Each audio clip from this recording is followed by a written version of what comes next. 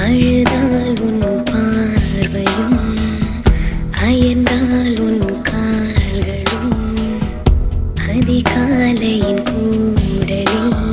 சோகம் தீர்க்கும் போதுமா